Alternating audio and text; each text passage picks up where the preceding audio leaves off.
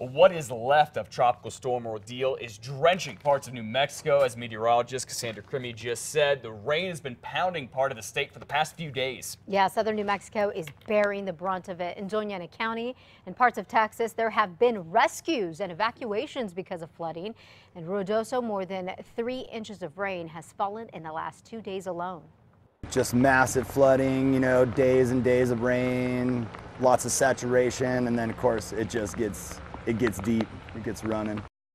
Okay, and take a look at this photo from Deming. Viewer Andrew snapped this shot of heavy rainfall that caused a pond to overflow onto streets, making it difficult to drive. The governor has deployed the New Mexico National Guard to help out in those areas, as well as in Silver City and Roswell. She's also declared a state of emergency in anticipation of major damage. That frees up about $750,000 for cleanup and repairs.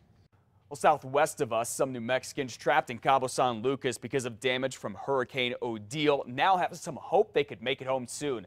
Lori Rivera, remember we told you about her earlier this week. She landed there just hours before the storm hit on Sunday. It damaged the airport, hotels, homes, and more. Rivera's daughter, Ashley, says she's only had brief conversations, very brief ones, with her mom this week.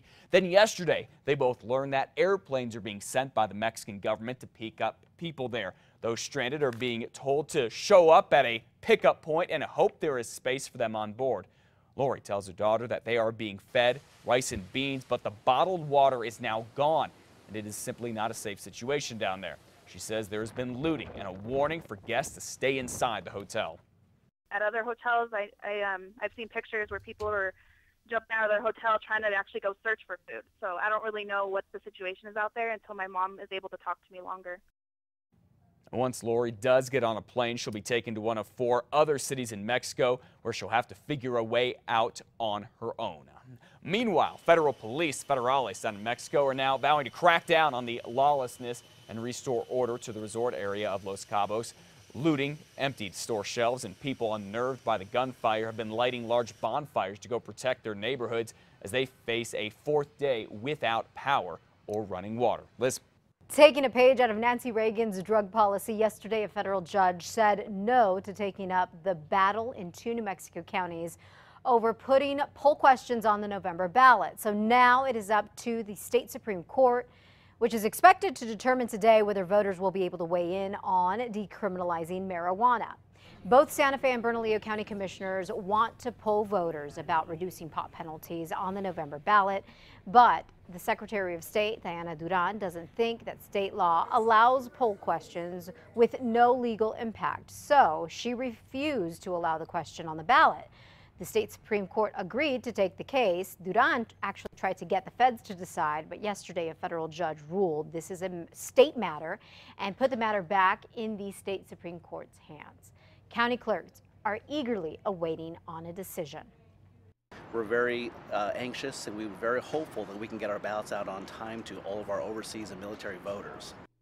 We will let you know what the state Supreme Court rules.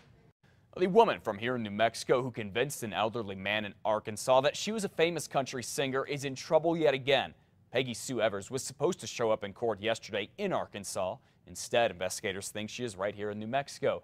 Evers pled guilty in January to conning Don Fulton into believing she was actually country music star Alison Krauss. They got married last year, and a few months later, investigators say Evers had drained Fulton's life savings, gotten him to sign over the deed to his house, and filed a will for him, naming herself as his heir. Now she is in trouble for violating probation by not returning his cars. A warrant for her arrest is set to be issued in the next few days, which would get Torrance County Sheriff's deputies involved.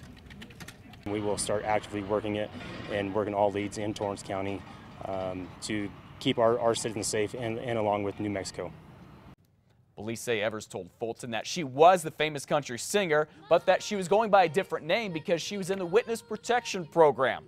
Fulton says she convinced him that she was Alison Krauss by singing some of her hits. All right, on an international level here, the terrorist group ISIS releases another video showing yet another hostage. Meanwhile, following the House's lead yesterday, the Senate cleared the way to implement President Obama's strategy to defeat and destroy ISIS.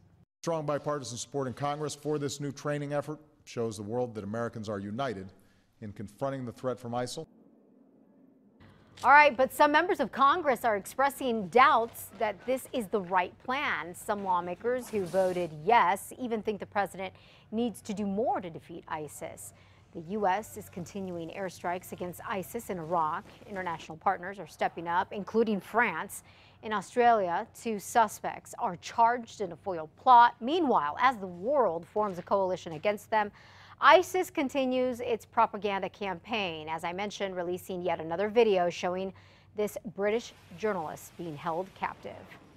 Well, it is a big day for 7 New Mexicans in a state known for art and culture. They are being singled out for this year's Governor's Awards for Excellence in the Arts.